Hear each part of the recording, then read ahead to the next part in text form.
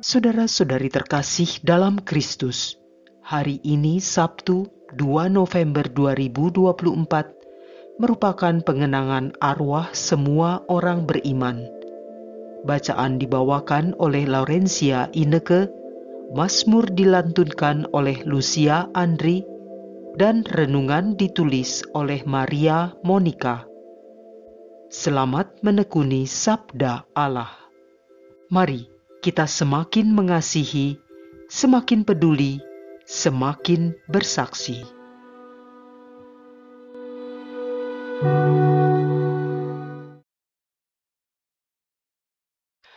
Dalam nama Bapa dan Putra dan Roh Kudus. Amin.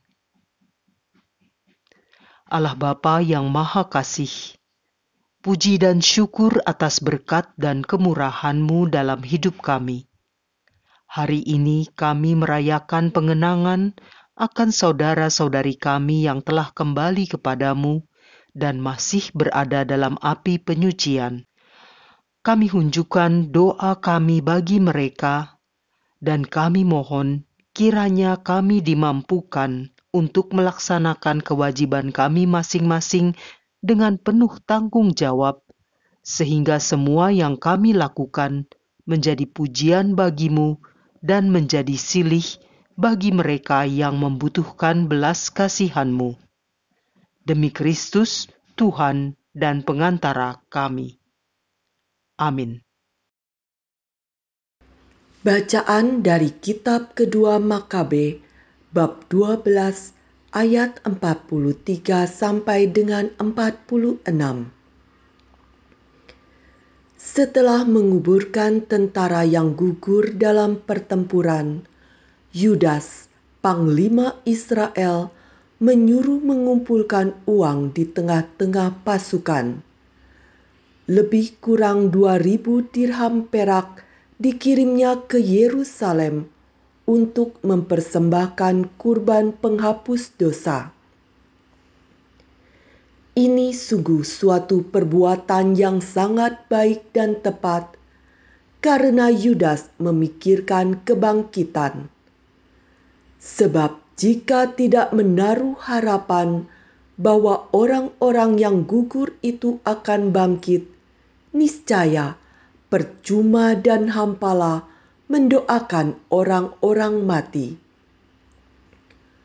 Lagi pula Yudas ingat bahwa tersedialah pahala yang amat indah bagi sekalian orang yang meninggal dengan saleh. Ini suatu pikiran yang mursyid dan saleh. Dari sebab itu, disuruhnyalah mengadakan kurban penebus salah untuk semua orang yang sudah mati itu, supaya mereka dilepaskan dari dosa mereka. Demikianlah sabda Tuhan.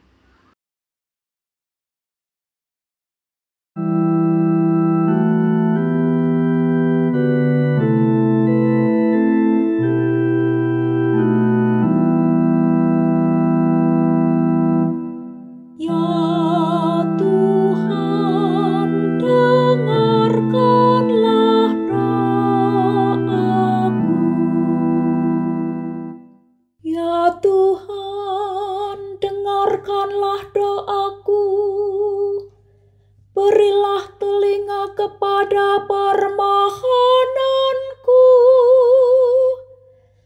Jawablah aku demi kesetiaan-Mu.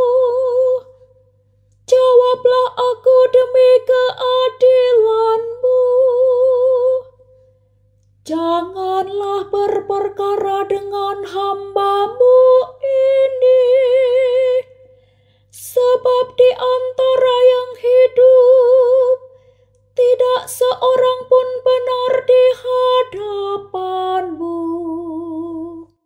Ya Tuhan, dengarkanlah doaku.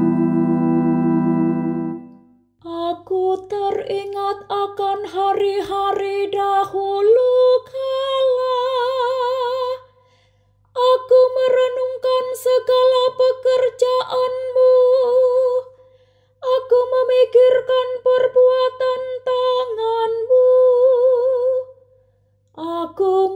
menengadahkan tanganku kepadamu. Jiwaku haus kepadamu seperti tanah yang tandus. Ya Tuhan, dengarkanlah doaku. Jawablah aku dengan segera, ya Tuhan. Sudah habislah semangatku. Perdengarkanlah kasih setiamu kepadaku pada waktu pagi. Sebab kepadamulah aku percaya. Beritahukanlah kepadaku jalan yang harus ku tempuh.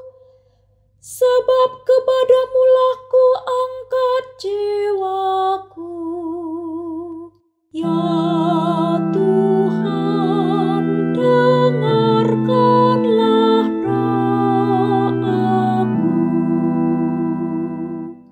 Ajarlah aku melakukan kehendak-Mu, sebab Engkaulah Allahku. Kiranya roh-Mu yang baik itu menuntun aku di tanah yang rata.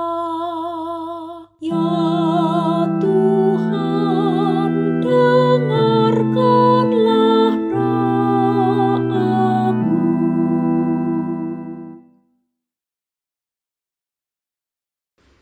Bacaan dari surat pertama Rasul Paulus kepada jemaat di Korintus, bab 15 ayat 20 sampai dengan 24a, dilanjutkan ayat 25 sampai dengan 28. Saudara-saudara, Kristus dibangkitkan dari antara orang mati sebagai yang sulung dari orang-orang yang telah meninggal. Sebab sama seperti maut datang karena satu orang, demikian juga kebangkitan orang mati datang karena satu orang manusia. Karena sama seperti semua orang mati dalam persekutuan dengan Adam, demikian pula semua orang akan dihidupkan kembali dalam persekutuan dengan Kristus. Tetapi tiap-tiap orang menurut urutannya. Kristus sebagai buah sulung, sesudah itu mereka yang menjadi miliknya pada waktu kedatangannya. Kemudian tibalah kesudahan, yaitu bila mana Kristus menyerahkan kerajaan kepada Allah Bapa. Karena Kristus harus memegang pemerintahan sebagai Raja sampai Allah meletakkan semua musuhnya di bawah kakinya. Tetapi kalau dikatakan bahwa segala sesuatu telah ditaklukkan, sudah barang tentu Allah sendiri yang telah menaklukkan segala sesuatu di bawah Kristus tidak termasuk di dalamnya. Dan kalau segala sesuatu telah ditaklukkan di bawah Kristus, maka Kristus sendiri sebagai anak akan menaklukkan diri di bawah Dia yang telah menaklukkan segala sesuatu di bawahnya, supaya Allah menjadi semua di dalam semua. Demikianlah sabda Tuhan.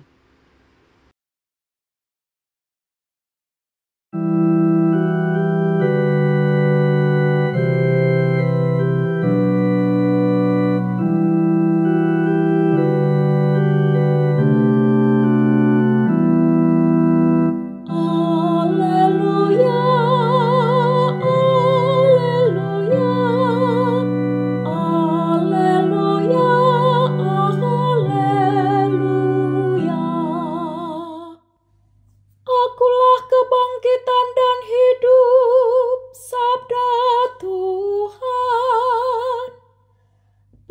siapa yang percaya kepadaku, ia akan hidup selama-lamanya.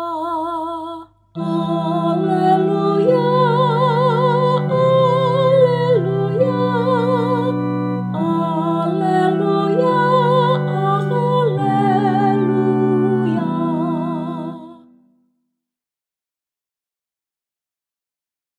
Inilah Injil suci menurut Yohanes, bab 6, ayat 37 sampai dengan 40. Dalam rumah ibadat di Kapernaum, Yesus berkata kepada orang banyak, "Semua yang diberikan Bapa kepadaku akan datang kepadaku, dan barang siapa datang kepadaku, ia tidak akan kubuang. Sebab aku telah turun dari surga bukan untuk melakukan kehendakku, tetapi untuk melakukan kehendak Dia yang telah mengutus aku. Dan inilah kehendak Dia yang telah mengutus aku, yaitu supaya dari semua yang telah diberikannya kepadaku, jangan ada yang hilang, tetapi supaya kubangkitkan pada akhir zaman.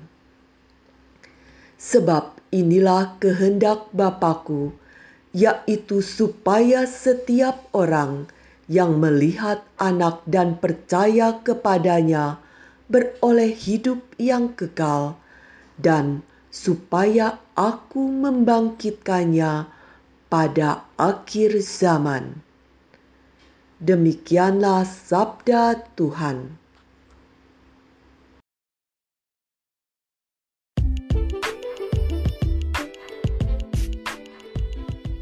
Perubahan menuju hidup kekal.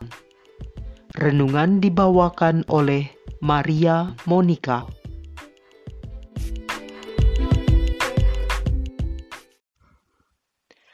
Tidak ada yang pasti di dunia ini selain perubahan.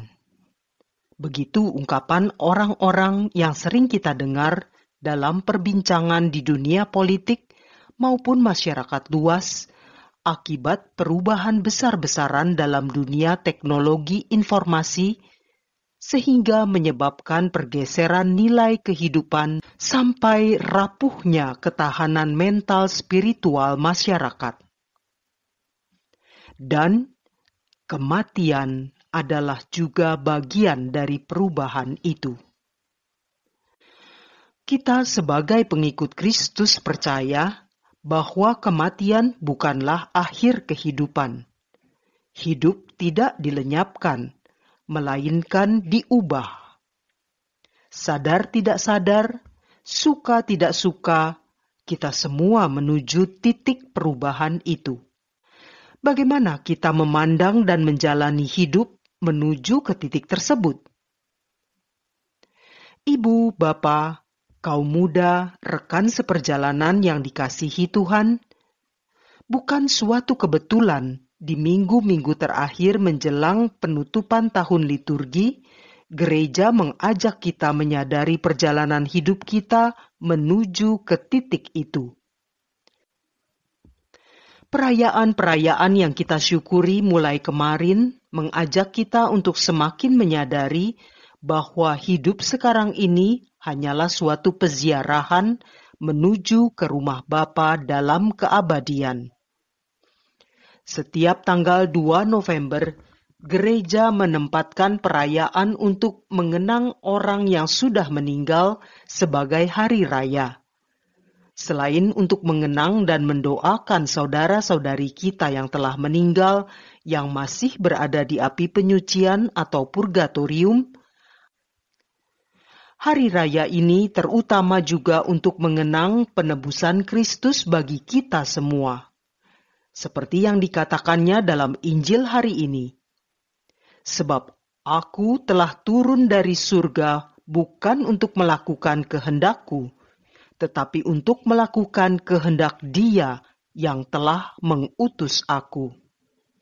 Dan inilah kehendak Dia yang telah mengutus aku, yaitu supaya dari semua yang telah diberikannya kepadaku, jangan ada yang hilang, tetapi supaya kubangkitkan pada akhir zaman. Secara khusus, bagi mereka yang telah meninggal dan masih di api penyucian, kita berdoa memohon kerahiman Allah bagi mereka.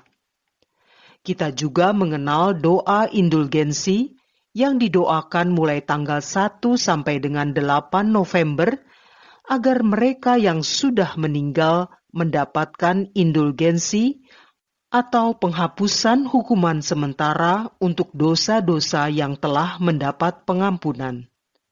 Kita bermohon kiranya penderitaan mereka diringankan dan masa pemurnian mereka dipersingkat. Dalam iman kepada Kristus Yesus, kita percaya bahwa kita sebagai gereja yang masih berziarah, bersama dengan semua orang kudus di surga dan semua yang telah meninggal yang masih berada di api penyucian, bersekutu menjadi satu gereja, yaitu tubuh mistik Kristus. Bukankah ini menjadi satu perayaan yang amat spesial bagi gereja semesta? Pengenangan hari ini juga memberi penghiburan rohani bahwa kelak kita akan berjumpa kembali dengan saudara-saudari yang telah mendahului kita untuk bersama-sama dengan semua orang kudus memuji dan memuliakan Allah dalam keabadian. Semoga hari ini kita semakin menyadari bahwa sesungguhnya kematian adalah saat kita mempercayakan diri secara total kepada Kristus, kebangkitan, dan kehidupan kita. Dengan terus berjuang memperbaiki diri dalam pertobatan yang sejati, kita menantikan perjumpaan abadi dengan Kristus yang akan mengantar kita pulang ke rumah Bapa. Kita percaya, hidup di dunia maupun hidup yang diubah setelahnya, kita tetap milik Kristus.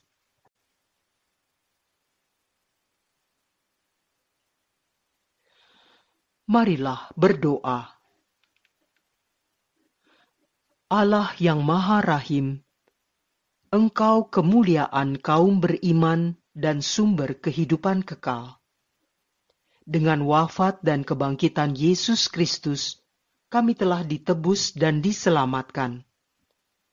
Berbelas kasihlah kepada hamba-hambamu yang telah Kau panggil menghadap hadirat-Mu, agar kiranya diperkenankan menikmati sukacita kebahagiaan kekal bersama para kudus-Mu. Bimbinglah kami yang masih berziarah di dunia ini, agar semakin menyadari arti dan tujuan hidup kami sesuai dengan kehendak-Mu. Dengan pengantaraan Yesus Kristus Putra-Mu Tuhan kami, yang bersama dengan Dikau dalam persatuan Roh Kudus, hidup dan berkuasa, Allah sepanjang segala masa. Dalam nama Bapa dan Putra dan Roh Kudus. Amin.